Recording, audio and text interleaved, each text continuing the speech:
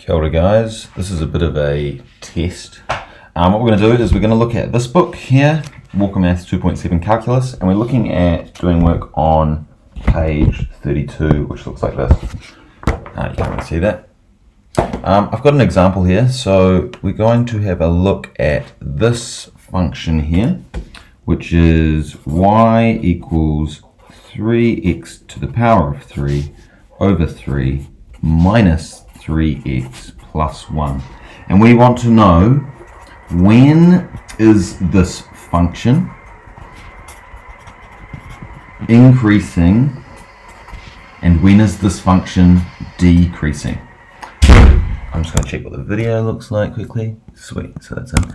So I've actually got the function on Desmos here. We can have a look at the gradient at each point. So as you know, the blue dotted line is the gradient function and the black line is the function itself. So how would we find the gradient? So let's do that first. Generally, if you're doing calculus, you're going to have to find the derivative or the integral at some stage. So let's just start off by doing that. So we've got dy by dx, change in y over the change in x. So what we do is we multiply by the power and then we reduce the power by 1. So 3, we're multiplying by 3, so that gets rid of that fraction, which is very convenient. And then reduce the power by 1, so 3x squared minus, here the power is 1, so we're multiplying by 1 and then reducing that power to 0, so it becomes just minus 3. That is a constant, so that just disappears. It becomes a plus 0, but let's just not waste our time. So there's 3 different ways you can find out when the function is increasing or decreasing. The first way is the draw method, right? We can see that the original function is a cubic and it's positive. So we just look for the highest power, and it's this one, so it's to the power of 3, and we just check if it's a positive or a negative in front, and because it's positive, we can draw a positive cubic.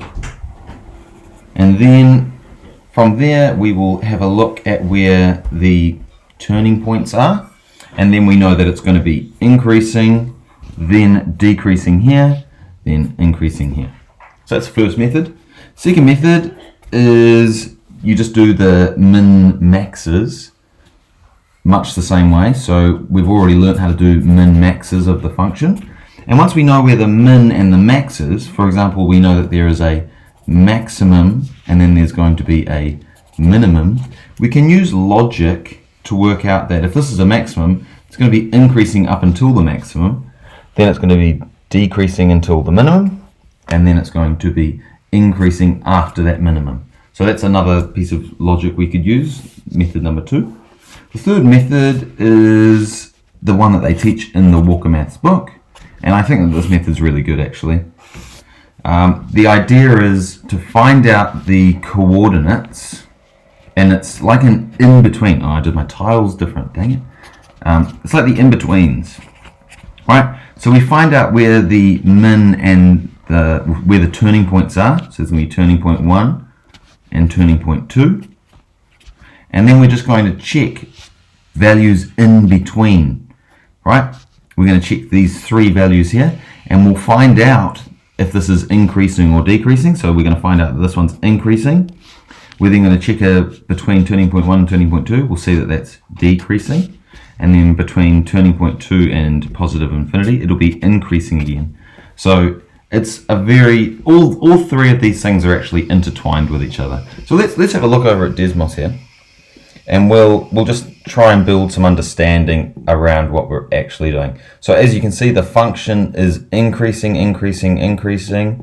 until this turning point right here where the gradient is 0, so it's not increasing or decreasing. We then see it's decreasing up until the next turning point, and the gradient becomes 0, and then it starts increasing again from there on. So that's the exact problem that we're looking at right now. So let's have a go at number 1. We've pretty much already done number 1. What we're going to need to do is we're going to need to find out where these turning points are, right? So we're going to have to find out these values down here, which will be on the x-axis. So we're finding x values for turning points. And if we're looking for turning points, we have to set the derivative equal to 0. So we're going to have to go the derivative being equal to 0, and then it's going to output, in this case, there's going to be 2 outputs for x for us. So let's do that now. I'm going to do it down here. So I'm going to write 0 equals, and then up here we've got our derivative that we already found, 3x squared minus 3. So we're going to need to try and factorize this so that we can find values. You could just use your graphics calculator to solve this if you want. There's an easy thing here. It's got a common factor here, 3. So we can go 3x minus 1. Oi! No, that's wrong. X squared minus 1. So we got 3x squared minus 1, and now we just have to solve for this, so we can just divide both sides by 0. X squared minus 1 is that. X plus 1, x minus 1. As this is algebra, this isn't really testing your calculus knowledge. You can factorize that however you want, or you can use your graphics calculator, or you can use the quadratic formula, but I just like this way. It looks pretty easy. Let's just check that this works. X times x is x squared. X times negative 1 is going to get us minus 1x. X times positive 1 is going to get us a positive 1x. They're going to cancel each other out, and we're going to be left with a plus 1 times minus 1, and that's going to get us our minus 1. So that's right. So the two values are going to be, we'll solve for this, which is negative 1, and that's in fact x1. And then we're going to have x2, we'll solve for this, equals a positive 1. So these are our two x values that we've just found. So we know that there's one at negative 1, and then there's one at positive 1. So actually the y-axis is bang in the middle here. Alright, so now that we've got that, we've drawn it already, so we can say confidently, because we know it's a positive cubic, that this is going to be a max, and this is going to be a min.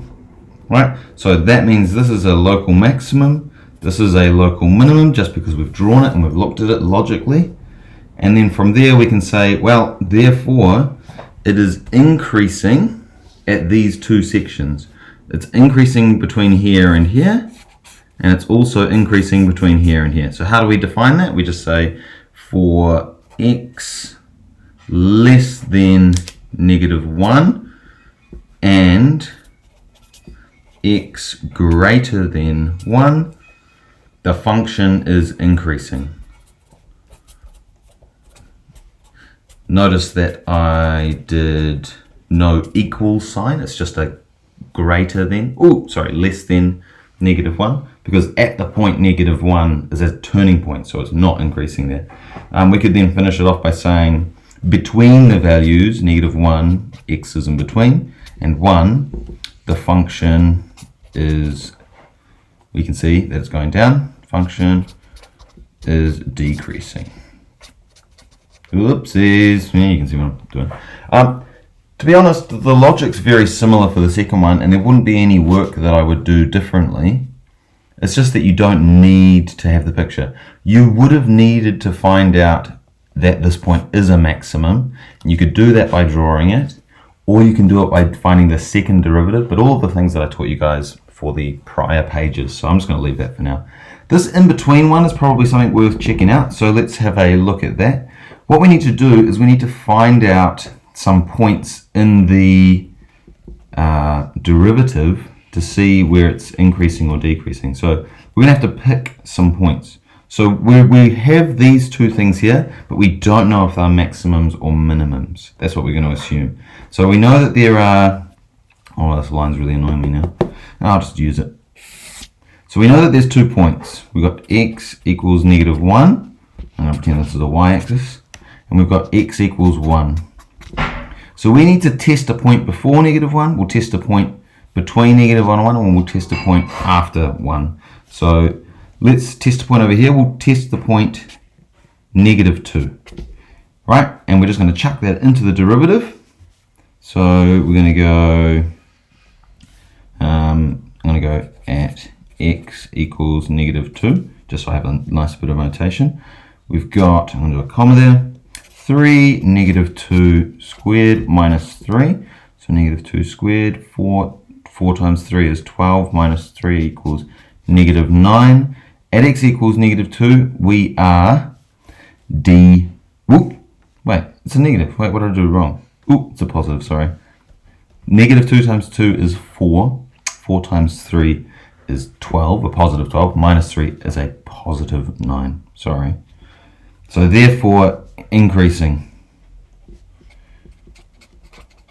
Whoopsies, that's a G. Now let's test another one. Oh man, I'm going to run out of space. At x equals, so what's between negative 1 and 1? There's a really easy one. I'm going to choose this point here. X equals 0.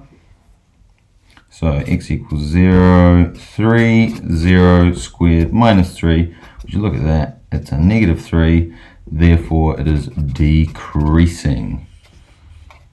Right? If it's a positive gradient, negative gradient. Right? Okay, finally, at x equals, and what's something over here? Let's just pick this one, the point 2, at x equals 2. In fact, that's going to be exactly the same gradient, conveniently, as the first one. 3 times positive 2 squared, that gets our 12 again, minus 3 equals a positive 9, therefore increasing. So now we've tested points in between, so we know that before x equals negative 1, we know that it is increasing, and we'll write it exactly the same way as we wrote this one. We also know it's increasing after that point there, so we would write this exact same thing. For x is less than negative 1 and x is greater than 1, the function is increasing. And then we also know that in between it is decreasing. Right, so between negative 1 and 1, the function is decreasing. And that's it. I'm going to go review this video. So that helps with page 32.